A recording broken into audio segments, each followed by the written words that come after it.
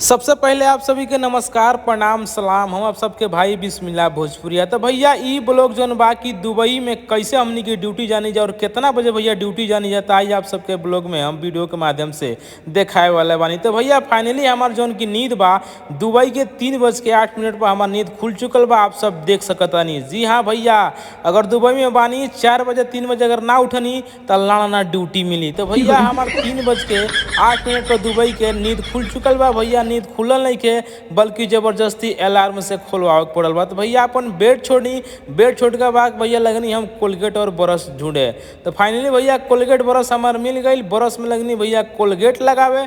Colgate लगावला के बाद भैया अपन इरीम क्रीम वाला जौन भी भैया ई डब्बा वाले के चल देनी हम धीरे धीरे अपना बाथरूम की तरफ। भैया बाथरूम में जैसे ही ढुकत बानी देखत तनी कि मैं कचा कच भीड़ लागल बा, देह के ऊपर लोग देह पर चढ़ल बा एकदम। तो भैया सुबह सुबह आईफोन से जौन हमार ब्लॉग बनावेला कैमरा में लागल एकदम पोज मारे जना कि आज अर्की के आईफोन पर बा। तो भैया ई है जौन कि हमार बरस के करे के अंदाज देख के लोग कहे लागल कि भैया काहे ना हगहू वाला वीडियो बना लेते रहो। ओकरी बाद भैया नया नया तो एकदम मिले रहे कंपनी के जूता, एकदम दूल्हा के तरह लगनी तैयारी करे, जूता उता पहिर के एकदम लगनी पोज मारे।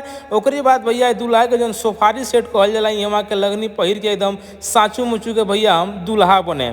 ओकरी बाद भैया दुबई के टोपी लगा के तो हम लगनी दुबई के अरबाब बने, खुद के अरबाब लगनी समझे। ओकरी बाद भैया खाना वाना लेके हम धीरे धीरे लेके चल देनी अपना बस के तरफ। भैया तो लाहे लाहे कदमों से भैया हम धीरे धीरे उतर के अपना बस के तरफ एकदम ऐठत कूदत एकदम दौड़त चल दिले बने। भैया देखत तो काचा कच एकदम भीड़ लागल बा। ईड़ भीड़ तो भैया हमनी के मुंबई से एकदम कचाकड़ लाइन में लागल बन जाए। ओकरी बाद भैया आदमी खचबजा गए रहे, सचमुच लागे कि एकदम की दूल्हा के गाड़ी छूटे वाला बा। तो भैया हमार बस आ गई, बस में पोज मारते हुए चढ़नी। ओकरी बाद सही हमारा बस वाला लोग लागल हमरा देख के हाय भाई करे। ओकरी बाद भैया एकदम देखता नहीं कि देसी अंदाज में पोज उज लगनी मारे एकदम बुझा के एकदम अरबाबे हो ये माच के।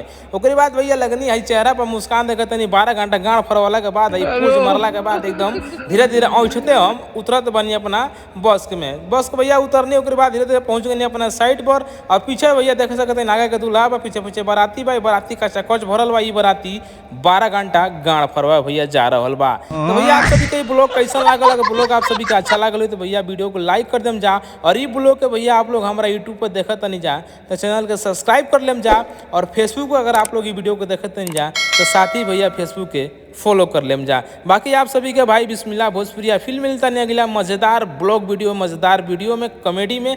अभी के लिए इतना ही। जय हिंद, जय भोजपुरी, जय हो भोजपुरिया समाज।